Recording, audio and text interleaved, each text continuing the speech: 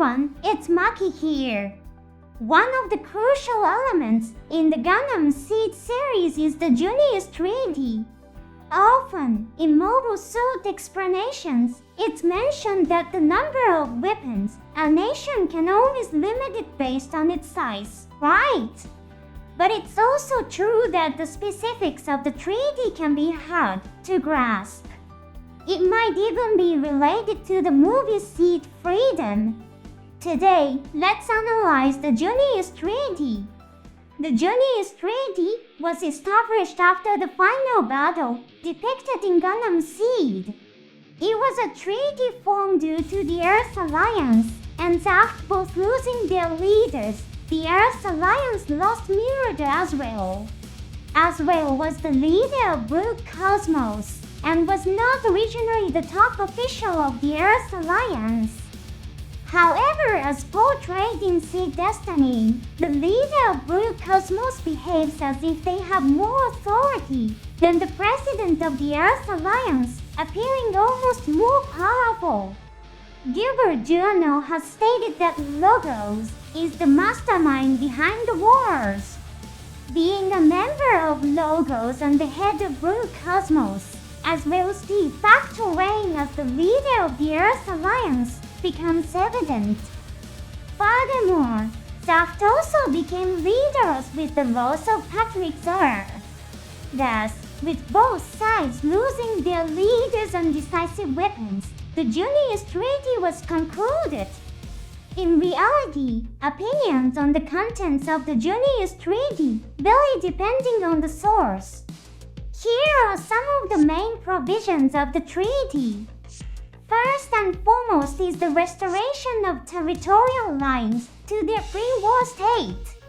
This provision aims to revert borders back to their status before the outbreak of the war. This isn't just an issue between the Earth Alliance and Zaft, it also pertains to internal issues within the Earth Alliance. Since in the TV anime depict the Earth Alliance sacrificing its own soldiers to annihilate Zaft forces.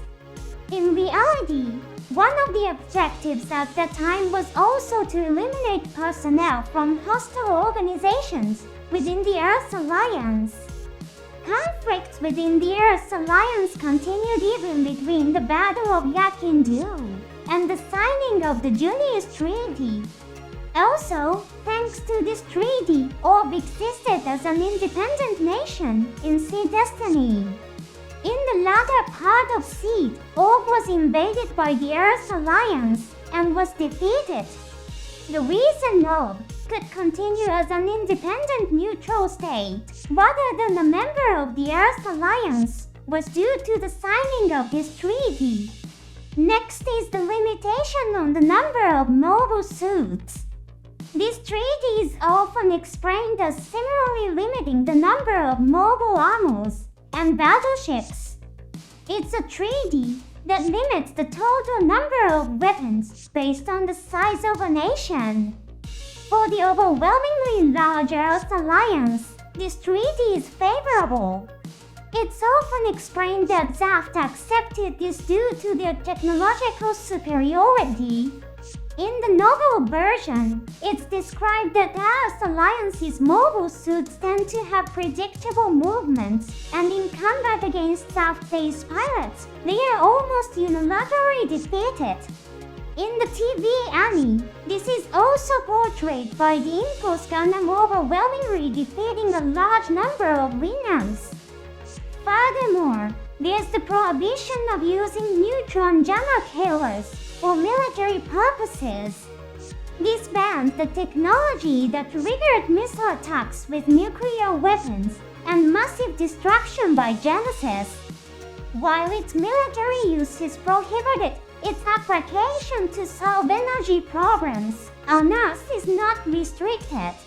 The treaty also stipulates that neither the Earth Alliance nor Zaft are obliged to pay reparations. It includes provisions that war criminals will be judged by their respective countries and that no international tribunals will be opened. The fact that individuals like Isaac Joule, who shut down the shuttle carrying civilians, and the deserter Dirk Elsman were not punished is due to this treaty and the diplomatic finesse of Gilbert Giano. While there was a clause regarding the restoration of territorial lines, the treaty also includes a provision allowing ZAF to continue using their bases on Earth. In the era of Sea Destiny, this is one of the reasons ZAF maintained forces on the ground. The treaty also covers ZAF providing military satellites for treaty monitoring, designating the moon as a neutral zone, and both parties unconditionally and unlimitedly accepting inspection teams under the treaty. This is the Junius Treaty. The person who played a significant role in realizing this treaty is a woman named Eileen Canner. After the final battle at Yakindu, she assumed the role of interim chairperson of the Supreme Council. She was a political heavyweight, often referred to as Siegel Klein's right hand. Her considerations played a part in Athranzar being able to operate as part of Ops personnel during Sea Destiny. In fact, the novel version suggests that Athram, being Patrick Zor's son, was somewhat exiled out of concern he could become a cause of war. As many of you know, by the time of Sea Destiny, Gilbert Giano had assumed the position of chairperson of the Supreme Council. What happened to Eileen Canner? She resigned from her temporary position on the Supreme Council, taking responsibility for accepting terms of the treaty that were disadvantageous for France. Her subsequent whereabouts and actions remain unknown. Gilbert Giano is cautious around politically influential individuals. In the novel, he states that the only political powerhouses equal to him are Lars and Kagali. As viewers have seen in the TV anime, he sends assassination squads after Lars' crime. Moreover, during Zaf's invasion of Orb, a mobile suit named Geogoon appears. This machine was designed based on the Goon, equipped to operate underground. However, it has a drawback: it cannot function effectively without prior underground data. In the battles depicted in Sea Destiny, the Geogoon destroyed shelters where Obsky figures were evacuating, and advanced almost to the doorstep of the defense headquarters. This illustrates that Zaft had obtained underground data targeting Yov's main personnel. Gilbert Giano is the kind of person who would not hesitate to eliminate those he perceives as threats. Even Kagali, who he welcomed with a smile in the first episode of Sea Destiny, was someone he was prepared to assassinate if deemed necessary. Would Gilbert Giano leave Eileen Canner, Siegel Klein's trusted confidant, and a person capable of rallying Zaft forces immediately after the final battle, unattended? Of course, as it is not explicitly depicted, the fate of Eileen Canner remains unknown.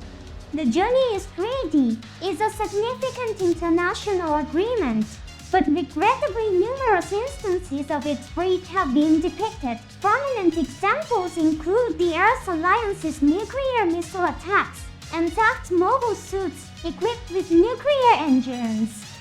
Additionally, many argue that there is no issue with Lars Klein and her group using mobile suits with nuclear engines. This belief stems from the fact that the Junius Treaty was signed between the Earth Alliance and Zaft, and Lars' faction, being unrelated third parties, are not bound by these restrictions. Whether the Junius Treaty has been discarded or remains in effect during the time depicted in the movie is uncertain. However, the adversaries introduced in the film might very well operate outside the limitations of the Junius Treaty. An interesting point of reference is the Black Knight Coat Shiver, as revealed in its model kit. What looks like a red cloth is actually a beam mantle. Even with advanced technology, beam weapons are known to consume a vast amount of energy. Upon examining the released model kit photos, there's a potential scene where 3 beam sabers are used simultaneously. This suggests that the mobile suit is equipped with devices that demand a considerable energy supply. While this is still speculative, the golden joints on it seem very similar to the mechanism adopted by Strike Freedom Gundam, suggesting the use of phase shift armor on the suit's frame. All these mechanisms consume large amounts of energy. Given that the mobile suit's name has the isolated notation A, many fans believe it likely operates on a nuclear engine. How the Junius 3D will play a role in the movie is indeed intriguing. We'll delve into this further in our next episode. See you then!